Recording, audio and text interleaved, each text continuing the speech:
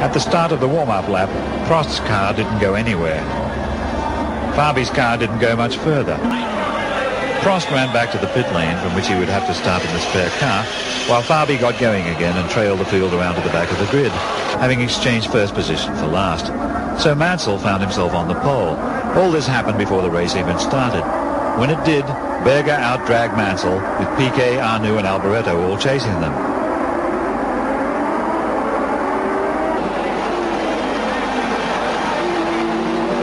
Senna was left standing, his transmission shot. So it was Berger, Mansell, Piquet, Arnoux and Alboreto.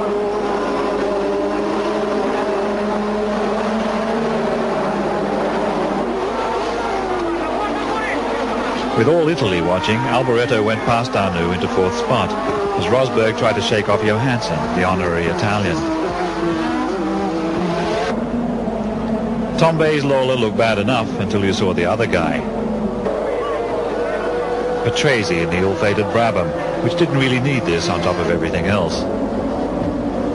Mansell took first place from Berger as they accelerated out of the Parabolica. Then Piquet went past Berger into second place, with Alboreto also looking ambitious.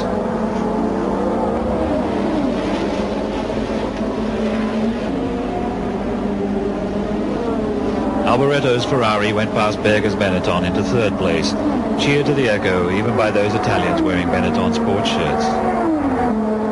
Prost had started even further back than Fabi, but now went past him into eighth place. Alboreto proved that the Ferrari was still a handful.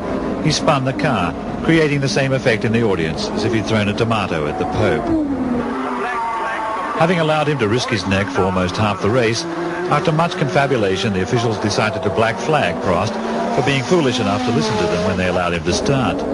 For 2 laps, he understandably ignored the signal, but then stopped with a blown engine. At one time, he was 5th and certainly would have gone even higher. It is worth reflecting, in view of later events, that Prost was not without his share of bad luck in 1986. Alboreto got moving again after his spin, but eventually retired. The leading 4, Mansell, Piquet, Berger and Johansson, all made pit stops but ended up in the same order.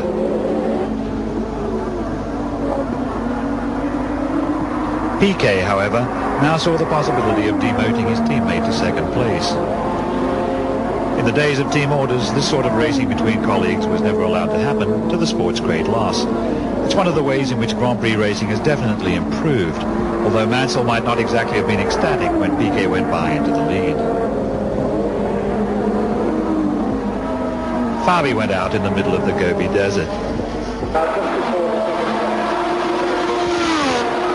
Piquet took the checkered flag, with Mansell second, followed home in third place by Johansson's Ferrari. The 2 Williams Hondas looked very dominant indeed. But Piquet made it clear that being on the team didn't make him happy about sharing what he knew with his teammate. It's very difficult to race a championship with somebody that is very good like Naggio and have the same car, have the same information, knows everything about me, and know all my tricks, and know what a car I'm running, know my setup. You know, it'll be very, very difficult. A Ferrari had at least come third, so the crowd stayed to be sprayed.